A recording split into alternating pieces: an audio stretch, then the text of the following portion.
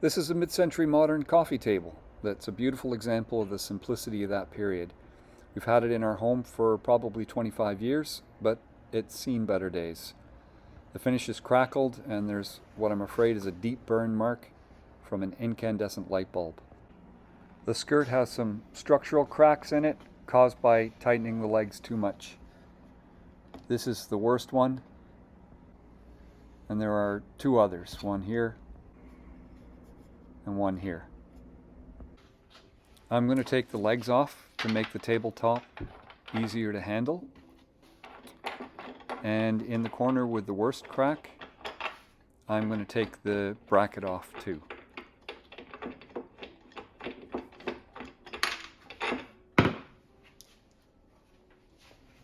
The bracket's just screwed in with Robertson screws.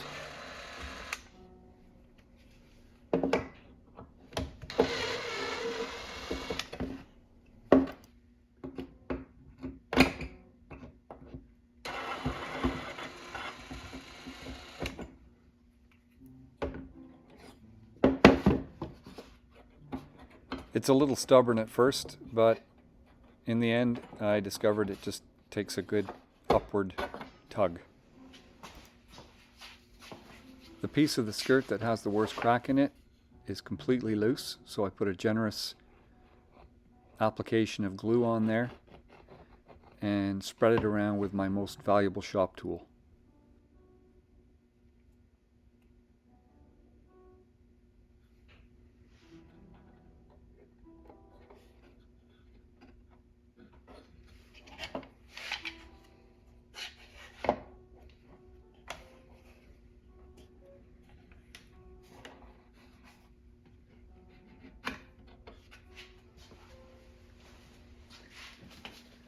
I want to be careful not to pull the piece of wood that has the crack in it right off, because then it's very difficult to get stuck back on there seamlessly. So I just put the glue in the crack, wiggle it around a little bit, hoping that it will fill the space, and then I'm going to clamp that.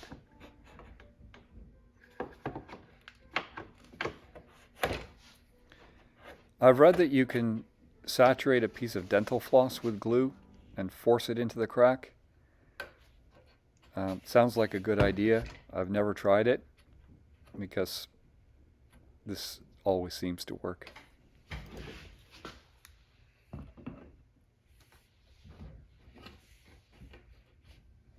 I was originally not going to refinish the legs, but upon closer inspection I noticed that they're pretty scuffed up.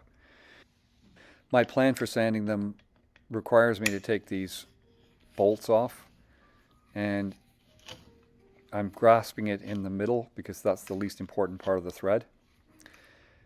I don't have a lathe, so I've mounted them in this jig, which I don't think I need to show you how I made since it's so simple. I'm driving it with a drill that my dad bought 55 years ago that has a locking mechanism on it to keep the drill running by itself.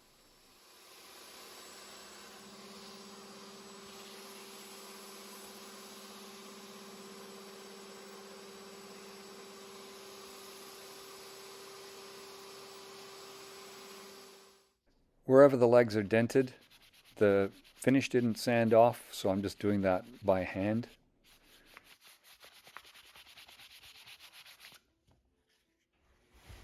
I want the finish to be a little darker than it was, and so I'm using a water-based urethane that has a stain mixed into it. It's called Golden Oak. Once this dries, I'm going to apply another 2 coats of a water-based urethane that has no stain in it.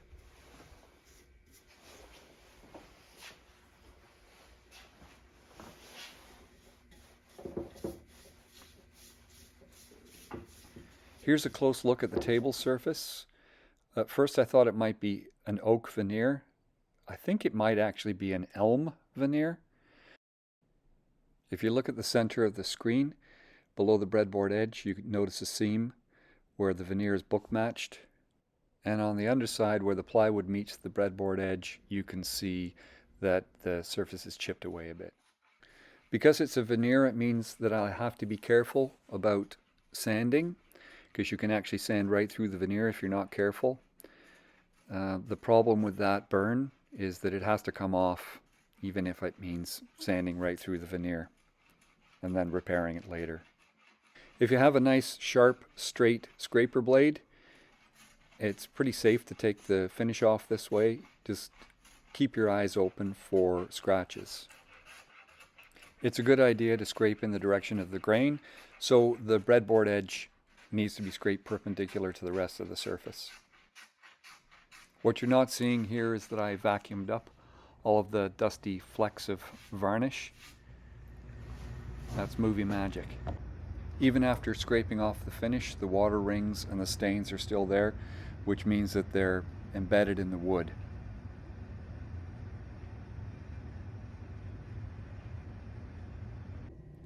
I'm just going to wipe off the varnish dust with a moist rag, and this will also give me a better idea where the wood is still stained. I also noticed that I scraped off a little bit of the veneer at the edge in a couple of places. I'll deal with that later. Oxalic acid is a chemical that was originally derived from plants in the genus Oxalis, like wood sorrels, and it's good for bleaching wood.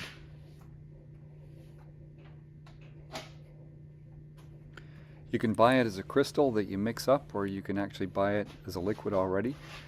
I had a difficult time finding it in the stores, but I found a brand of deck wash that contains the right amount of oxalic acid, and so that's what this is that I'm applying now.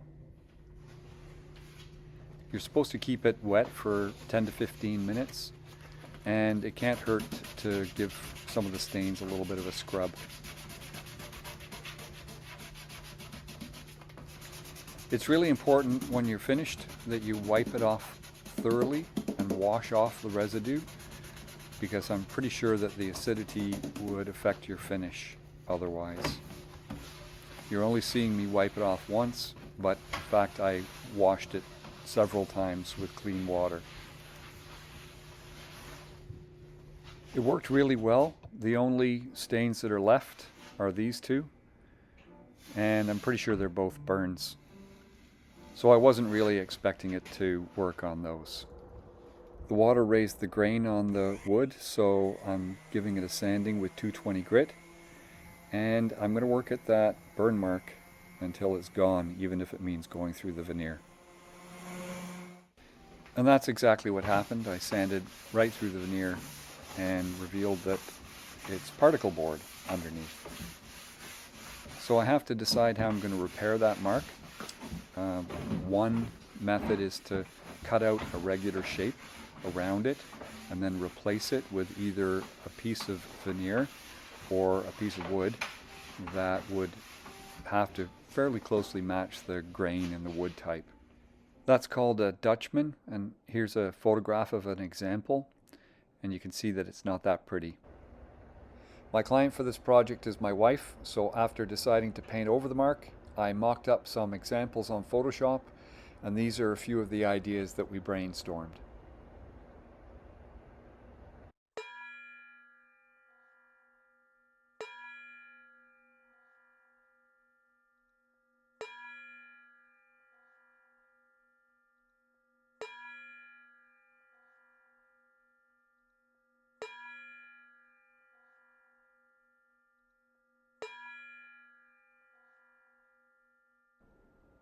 And this is the one we agreed upon. I marked out the design very lightly in pencil and then masked it with tape.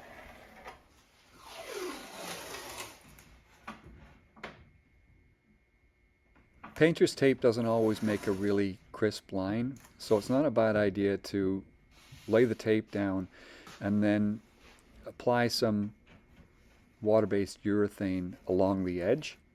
Then any seepage that gets under the tape is going to be clear urethane instead of the color that I'm going to be painting there.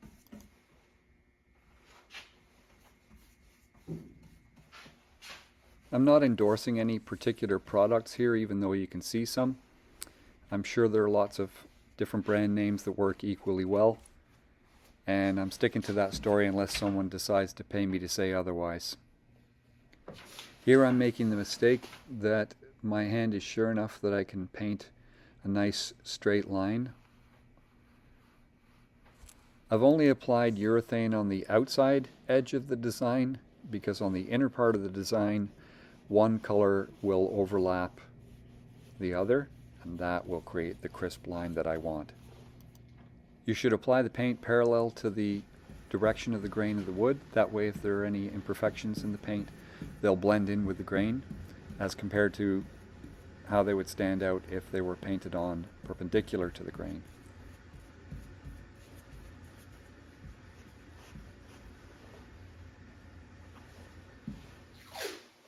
I did a terrible job freehanding the inside edge of that thin line, so I'm taping it now that the paint is dried, and I'm going to give it another coat, just leaving a sliver of wood showing next to the line.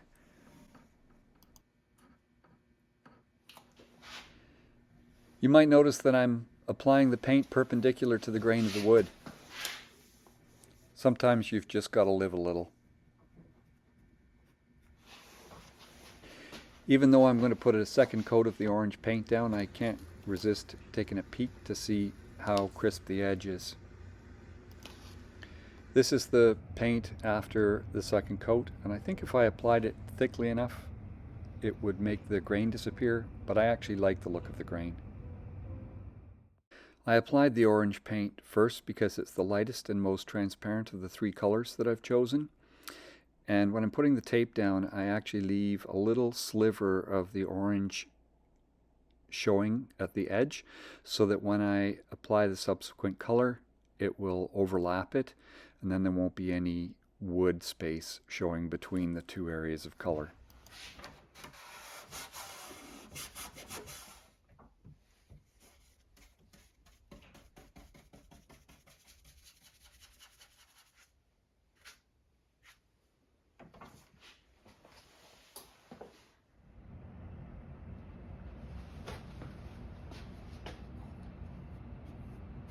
After waiting for the urethane to dry, I applied 2 coats of the next color.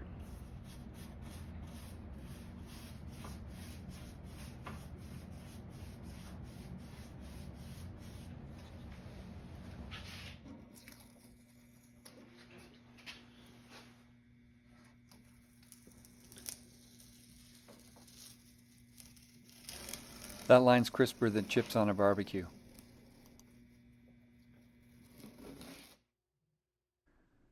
Same thing here, I'm leaving a very thin sliver of the orange and pink paint showing. Then when I apply the dark blue paint, it will overlap.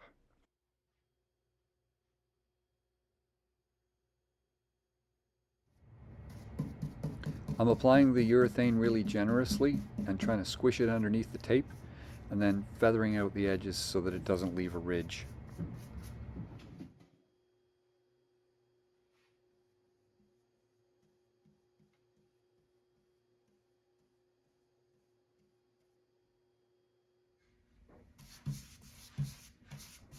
The burn mark wasn't as smooth as I thought it was, so I filled it with wood filler and then sanded it before giving it another coat of paint.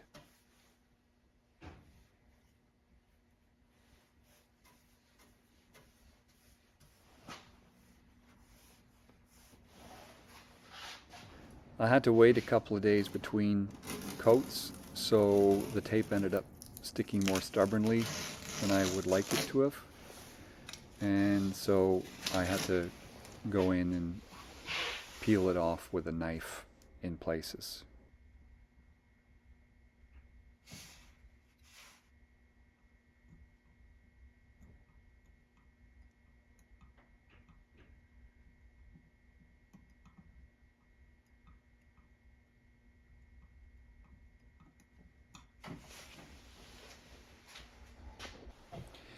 Here's the biggest mistake of the project. The wood was more absorbent than I anticipated, and on the day that I applied the urethane, the weather outside was minus 38 Celsius, which is about the same in Fahrenheit. When it's that cold, the air is very dry. Unfortunately, by the time I had finished cutting in next to the orange line, the stain in urethane was bone dry, and when I put the rest of it in, it created a line where the first part of the application overlapped the second. What I should have done is put down a layer of clear urethane before I put down the stained urethane.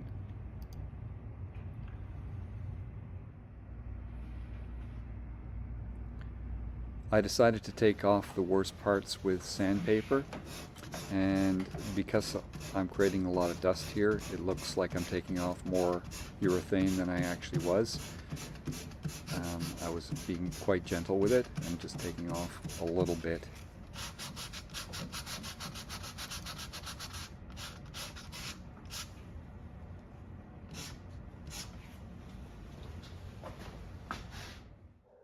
Here it is with the dust taken off, and now I'm putting some more urethane and stain on in a really thin coat and feathering the edges so that it looks a little more even.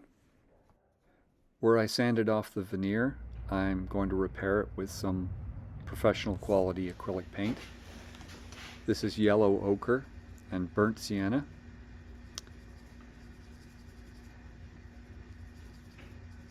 I'm mixing up what I think is going to be the right color, and where you're seeing my hands disappearing, I'm actually matching the paint on the tip of the brush with the table color. I've decided to add some black because the first two colors that I started with made a color that was much too rich, and I needed to dull it down, and black is one way of doing that. It's not my intention just to put one color down. I'm going to apply a dark color, let it dry, and then I'm going to add some lighter colors on top of that to make it match the grain of the wood.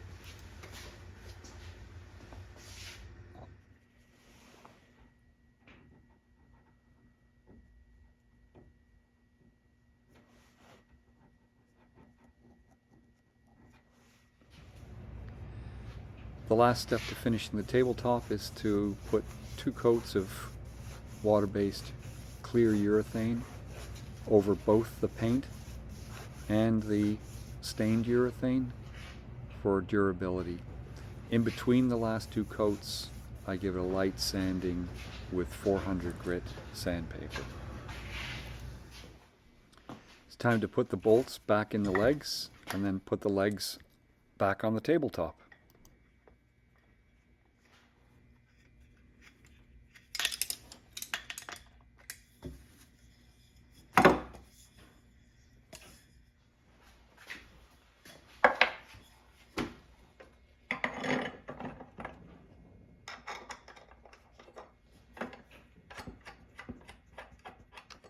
Here's the finished table.